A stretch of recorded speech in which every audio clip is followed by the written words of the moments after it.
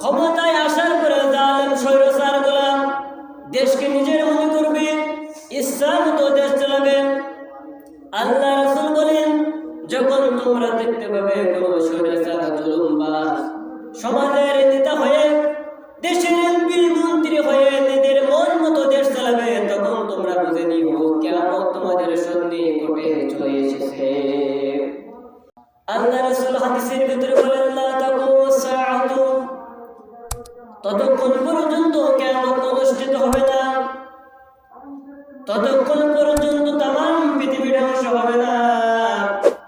ইযা তুখিদাল ফায়দু আলা, মানুষ যখন ক্ষমতায় আসবে, ক্ষমতায় আসার পরে পুরো দেশ, ওই ক্ষমতাশীল ব্যক্তি পুরো দেশ সে তারা নিজের মনে করবে। ইযা তুখিদাল ফায়দু আলা, ক্ষমতায় আসার পরে জালেম স্বৈরাচার গোলাম দেশকে নিজের মনে করবে, ইচ্ছা মতো দেশ চালাবে। আল্লাহ রাসূল বলেন, যখন তোমরা দেখতে পাবে কোনো স্বৈরাচার জুলুমবাজ সমাজের নেতা হয়ে দেশের এমপি মন্ত্রী হয়ে নিজের মন মতো দেশ চালাবে, তখন তোমরা বুঝে নিও কিয়ামত তোমাদের সন্নিকটে চলে এসেছে। এই হাদিসের প্রসঙ্গে আল্লাহ রাসূল বলেন, যুগ হলো 5 প্রকার। প্রথম নম্বর যুগ ছিল নবুয়তের যুগ।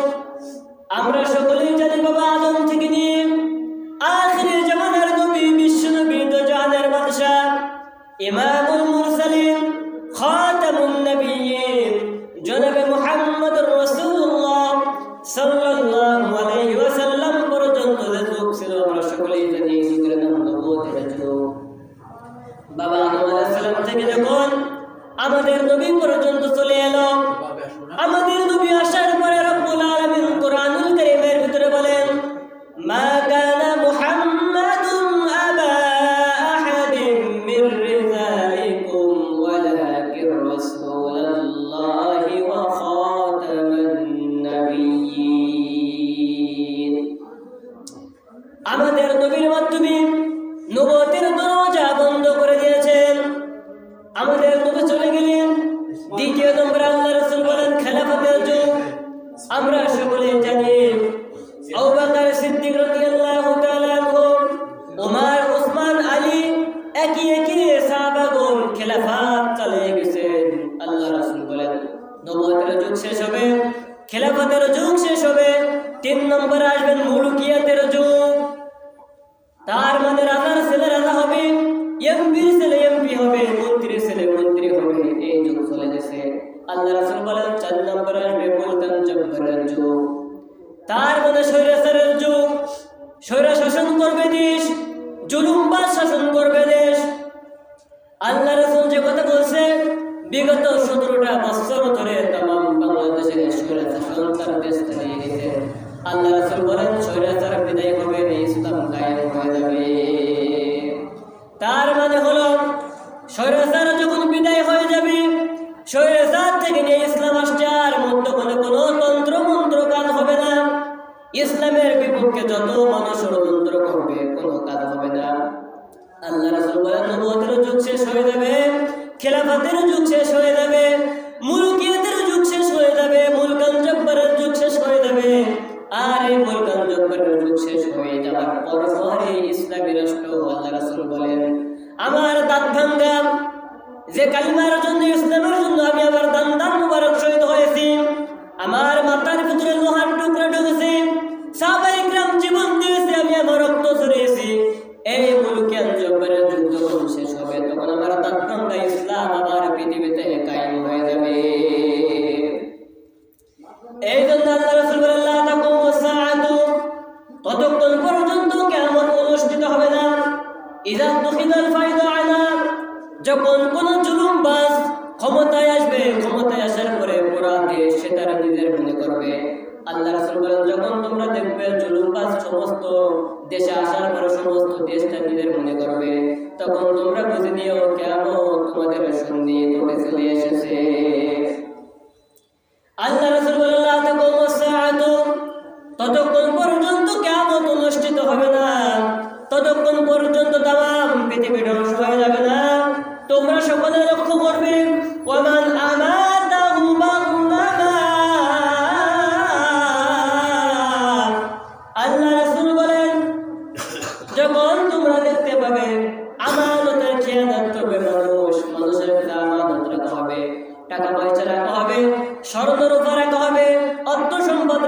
হবে, এই আমানতের খেয়ানত করবে। যখন তোমরা দেখতে পাবে সমাজের প্রতি আমানতের খেয়ানত শুরু হয়ে গেছে, তখন তোমরা বুঝবা কিয়ামত তোমাদের দূরে না, বরং কিয়ামত তোমাদের সামনে চলে এসেছে। আল্লাহ রাসূলুল্লাহ হাদিসের ভিতরে বলেন, আয়াতুল মুনাফিকিনা সালাসা, ইযা হাদাসা কাযাবা ওয়া ইযা ওয়া'দা আখলাদা ওয়া ইযা আসা মিনা খান। আয়াতুল মুনাফিকিনা সালাসা, মুনাফিকের আলামত হলো তিনটা। ইযা হাদাসা কাযাবা ওয়া ইযা ওয়া'দা আখলাদা ওয়া ইযা আসা মিনা খান। মুনাফিক যখন কথা বলবে, কথায় কথায় মিথ্যা কথা বলবে। মুনাফিকের এক নম্বর আলামত, কথা বললেই মিথ্যা কথা বলবে। মুনাফিকের দুই নম্বর আলামত, যখন ওয়াদা করবে ওয়াদা ভঙ্গ করবে। মুনাফিকের তিন নম্বর আলামত, মুনাফিক যখন আমানত রাখবে, মুনাফিক আমানতের খেয়ানত করবে। আল্লাহ রাব্বুল আলামিন বলেন, ইন্নাল মুনাফিকিনা ফিদ দারকিল আসফালি মিনান নার। আল্লাহ রাব্বুল আলামিন কোরআনের ভিতরে বলেন, নিশ্চয় মুনাফিক জাহান্নামের সর্বনিম্ন জায়গা, সবচেয়ে নিকৃষ্ট জায়গা, এই জায়গায় মুনাফিকের স্থান হবে। ভাইরা আমার, বন্ধুরা আমার, এই জন্য আল্লাহ রাসূল হাদিসের ভিতরে বলেন, যখন তোমরা দেখতে পাবে আমাদের কিয়ামত শুরু হয়ে গেছে, তখন তোমরা বুঝবা কিয়ামত তোমাদের বেশি দূরে না, বরং কিয়ামত তোমাদের সন্নিকটে। আল্লাহ রাসূল বলেন, লা তাকুমুস সাআতু, ততক্ষণ পর্যন্ত কিয়ামত অনুষ্ঠিত হবে না, ততক্ষণ পর্যন্ত তামাম পৃথিবী ধ্বংস হয়ে যাবে না। তোমরা সকলে লক্ষ্য করবে, যাকাতু মাগনামা, মানুষ যাকাত দেওয়াকে অভিশাপ মনে করবে। যাকাত দেওয়া তারা পছন্দ করবে না, তারা মনে করবে যাকাত দিয়ে অর্থ সম্পদ কমে যাবে। যখন তোমরা দেখতে পাবে মানুষগুলো যাকাত দেওয়া তাদের উপরে ফরজ হয়ে গেছে, আল্লাহর বিধান, তবুও মানুষগুলো যাকাত দিতে চাবে না, তারা কৃপণতা করবে। যখন তোমরা দেখবে মানুষ যাকাত দেওয়া থেকে কৃপণতা শুরু করে দিয়েছে, তখন তোমরা বুঝবে কিয়ামত তোমাদের সামনে চলে এসেছে। এই জন্য একজন কবি বলছেন, ইমান বলে নামাজ পড়ো মসজিদে গিয়া, আর নফস বলে শুয়ে থাকো কম্বল মুড়ি দিয়া। ইমান বলে হজ করো মক্কা শরীফ গিয়া, আর নফস বলে সুন্দর দেখে ঘুমায় খান বিয়া। ইমান বলে যাকাত দিলে জান্নাতে যাওয়া সোজা, আর নফস বলে যাকাত দিলে গরিব হয়ে যাবা। ইমান বলে জুমার দিন বয়ান হয়, তোমরা সকলে সেইখানে যাও, আর নফস বলে বাজারে গিয়ে আর চকে গিয়ে পান সিগারেট খাও। এই জন্য আল্লাহ রাসূল বলেন, যখন তোমরা দেখতে পাবে মানুষগুলো যাকাত দেওয়াকে অভিশাপ মনে করবে, তখন তোমরা বুঝবে কিয়ামত তোমাদের সন্নিকটে চলে এসেছে। আল্লাহ রাব্বুল আলামিন কোরআনুল কারীমের সূরা তাওবার ভিতরে বলেন, ওয়াল্লাযীনা ইয়াকনিজুনা আয-যাহাবা ওয়াল ফিদ্দাতা ওয়া লা ইউনফিকুনাহা ফী সাবিলিল্লাহ ফাবাশশিরহুম বিআযাবিন আলীম। আল্লাহ রাব্বুল আলামিন বলেন, যখন কোন মানুষ এবং সোনা এবং রূপা নিজের জন্য শুধুমাত্র জমা করে রাখে, আমি আল্লাহ আমার রাস্তায় খরচ করে না, যাকাত দেয় না, ফাবাশশিরহুম বিআযাবিন আলীম, তাদের জন্য কঠিন পীড়াদায়ক শাস্তির সুসংবাদ দাও। কঠিন পীড়াদায়ক শাস্তির সুসংবাদ দাও। কত বড় শাস্তির দুঃসংবাদ, সুসংবাদের কথা কেন বললেন? তার মানে হলো একটা সন্তান, মা যখন সন্তানকে কন্ট্রোল করতে না পারে, বাধ্য হয়ে মা বলতে থাকে, বাবা আমার কথা শুনলে না, আজকে তোমার বাবা বাসায় এসো, সব তোমার বাবার কাছে বিচার দেব। বিচার দেওয়ার পরে তোমার বাবা তোমার এমন পিটান দেবে, তুমি মজা টের পাবে। পিটালে তো মানুষের মজা লাগে না, বরঞ্চ কষ্ট হয়, আঘাত লাগে। মা এই কথা কেন বললো? তোমার বাবার কাছে বলার পরে এমন পিটান দেবে, মজা টের পাবে। তার কারণ মায়ের তীব্রতা বোঝানোর জন্য বলে থাকে, তোমার বাবাকে বলার পরে এমন হয়ে দেবে, মজা টের পাবে। আল্লাহ বলেন, ফাবাশশিরহুম বিআযাবিন আলীম, কঠিন পীড়াদায়ক শাস্তির সুসংবাদ। তার মানে হলো শাস্তির তীব্রতা বোঝানোর জন্য আল্লাহ বলেন শাস্তির সুসংবাদ দাও। কি সেই শাস্তি? যাকাত ফরজ হওয়ার পরও যারা যাকাত না দেয়, তাদের জন্য রব্বুল আলামিন বলেন, ইয়াউমা ইউহমা আলাইহা ফী নারি জাহান্নাম ফাতাকওয়া বিহা জিবাহুহুম ওয়া জুনুবুহুম ওয়া যুহুরুহুম হাযা মা কানাসতুম লিআনফুসিকুম ফাযুকু মা কুনতুম তাকনিজুন। আল্লাহ বলেন, তাদের জমাকৃত অর্থ সম্পদ, সোনা এবং রূপা সবগুলো আমি রব্বুল আলামিন একত্রিত করে জাহান্নামের আগুন দিয়ে একটা সিল তৈরি করা হবে। এই সিলটা তাদের কপালে এবং এবং তাদের বুকে এবং তাদের পিঠে 3টা জায়গায় সিল মারা হবে। আর বলা হবে হাযা মা কানাসতুম, এই তোমার সেই সম্পদ যা তুমি তোমার নিজের জন্য শুধুমাত্র আহার করেছিলে, নিজের জন্য সঞ্চয় করেছিলে, নিজের জন্য রোজগার করেছিলে, কিন্তু আমি রব্বুল আলামিন আমার রাস্তায় ব্যয় করো নাই। এখন তোমার সম্পদ তোমার ঘাড়ের উপরে বহন করলাম, তুমি এর মজা জাগো। আপনার যত অর্থ সম্পদ টাকা পয়সা আছে সব কিছু আপনার গলায় আগুন দিয়ে একটা মালা তৈরি করে আপনার গলায় সেদিন ঝুলিয়ে দেওয়া হবে। আর আল্লাহ রাব্বুল আলামিন বলবেন হাযা মা কানাসতুম লিআনফুসিকুম, এই তোমার সেই সম্পদ যা শুধু নিজের জন্য তুমি রোজগার করেছিলে। হাযা মা কানাসতুম লিআনফুসিকুম ফাযুকু মা কুনতুম তাকনিজুন, এখন তোমার সম্পদ তোমার ঘাড়ের উপরে বহন করলাম, তুমি এর মজা দেখো। আল্লাহ রাব্বুল আলামিন বলেন লা তাকুমুস সাআতু, ততক্ষণ পর্যন্ত কিয়ামত অনুষ্ঠিত হবে না, ততক্ষণ পর্যন্ত তামাম পৃথিবী ধ্বংস হবে না। তোমরা লক্ষ্য করবে তাআল্লামুদ্দীন বিগাইরিদ্দীন, মানুষ ইলম শিখবে, জ্ঞানী হবে, সম্মানী হবে শুধুমাত্র মানুষের কাছে বাহবা দেওয়ার জন্য, মানুষের কাছ থেকে সুনাম অর্জন করার জন্য। মানুষ আলেম হবে, মানুষটাকে আলেম বলবে সেই জন্য। মানুষ হাফেজ হবে, মানুষটাকে হাফেজ বলবে সেই জন্য। মানুষ মুফতি সাহেব হবে, মানুষটাকে মুফতি বলে ডাক দেবে সেই জন্য। মানুষ এমপি মন্ত্রী হবে, তাকে সম্মান করবে সেই জন্য। কিন্তু কেউ আল্লাহর জন্য ইলম শিখবে না। আল্লাহ রাসূল বলেন যখন দেখবে মানুষগুলো ইলম শিখবে, জ্ঞানী হবে, কিন্তু মানুষ দেখানোর জন্য ইলম শিখবে, মানুষ দেখানোর জন্য জ্ঞানী হবে, যেমন মানুষের ভিতরে এই অভ্যাস তোমরা দেখতে পাবে, তখন তোমরা বলবে কিয়ামত তোমাদের ধরে না, বরঞ্চ কিয়ামত তোমাদের সামনে ঘটবে। ভাইরা আমার, বন্ধুরা আমার, আমরা মানুষ দুনিয়ার কাজের ভিতরে লিপ্ত হয়ে আছি। আমরা মানুষ দুনিয়া করে ব্যস্ত হয়ে আছি। আমরা মানুষ দুনিয়ায় কেমনি আখের গুছাবো এইদিকে আমাদের কোনো ধান্দা থাকে না। আমার ভাই 2 তলায় একটা ফ্ল্যাট করছে, আমার 3 তলায় কেমনি করতে হবে প্রতিযোগিতা শুরু হয়ে যায়। আমার ভাই চাকরি করছে, আমি কেমনি চাকরি করবো প্রতিযোগিতা শুরু হয়ে যায়। আমার পাশে একজন মানুষ সে বিশাল ব্যবসা করে, আমি কখন ব্যবসা করবো এই প্রতিযোগিতা শুরু হয়ে যায়।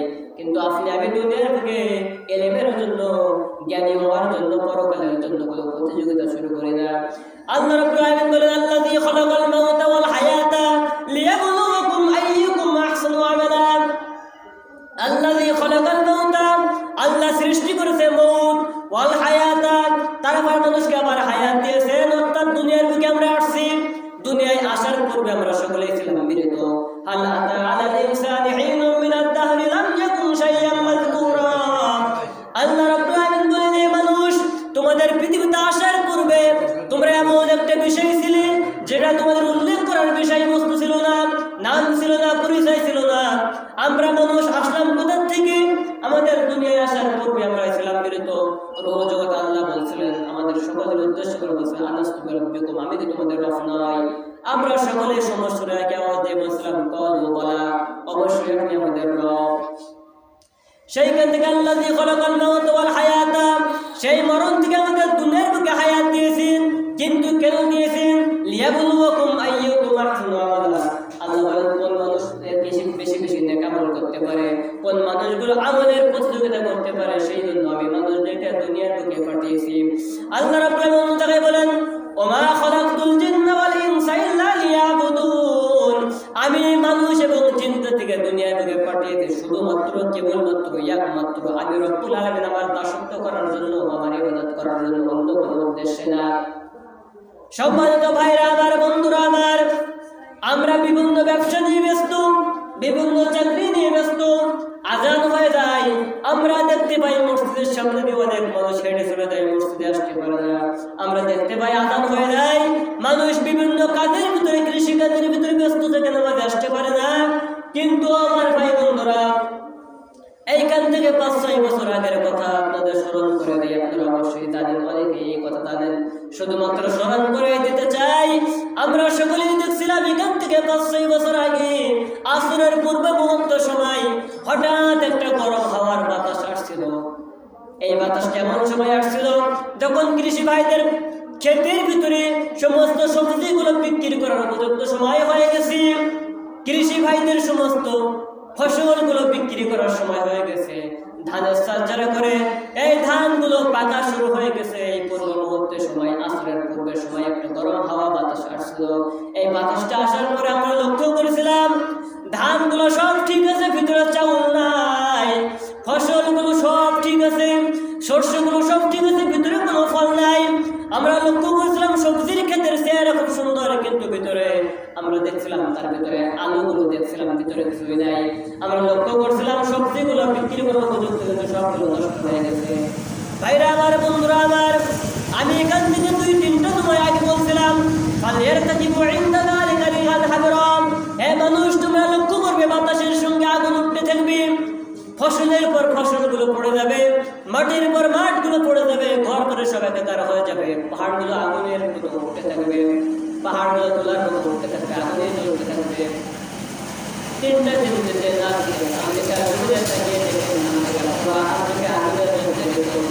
যুক্তরাষ্ট্রের দিকে তাকিয়ে দেখুন, ঘূর্ণি বাতাসের সঙ্গে আগুন উঠতেছে, এলাকার পর এলাকা জ্বলে পোড়া সরকার হয়ে গেছে।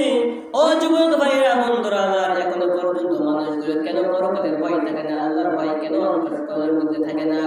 আল্লাহ রাব্বুল আলামিন বলেন, মানুষ যখন ধানের চাষ করে একটা ধান জমিতে রোপণ করা হয়, একটা ধানের থেকে একটাই গাছ বাইর হয়, এই গাছের থেকে 7টা শীষ বাইর হয়।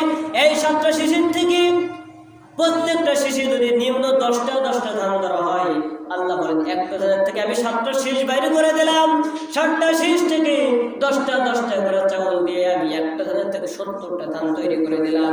আল্লাহ বলে আমি যে রব্বুল আলামিন তোমার একটা ধানের থেকে 70টা ধান দিয়ে দিলাম, সে আল্লাহ তুমি তোমার সমস্ত ফসল করে দিতে পারে না। আল্লাহ বলে আমি যে কুন আর ফায়াকুন বলে সব কিছু হয়ে দেওয়া সম্ভব। ভাইরা আমার, বন্ধুরা আমার, আপনি যে জমিনের মুখে ফসল রোপণ করেন, আপনি কি জানেন এই জমিন থেকে কেমনি ফসলটা আসে? আল্লাহ রাব্বুল আলামিন বলেন, ফালিয়ানজুরু ইলা আসারি রাহমাতিল্লাহি কাইফা ইউহিল আরদা বা'দা মাউতিহা ইন্না যালিকা লামুহিল মাউতা ওয়া হুয়া আলা কুল্লি শাইইন কাদির। আল্লাহ রাব্বুল আলামিন বলেন, এই ফেটে চৌচির হয়ে যাওয়া মাটিগুলা আমি রব্বুল আলামিন সূর্যের তাপে পানিগুলো বাষ্প দিয়ে আসমানে উঠায় দেই। এই পানিগুলোকে আমি আদেশ করি, ও পানি, ও মেঘমালা, তুমি আস্তে আস্তে পানিগুলো একত্রিত হয়ে যাও।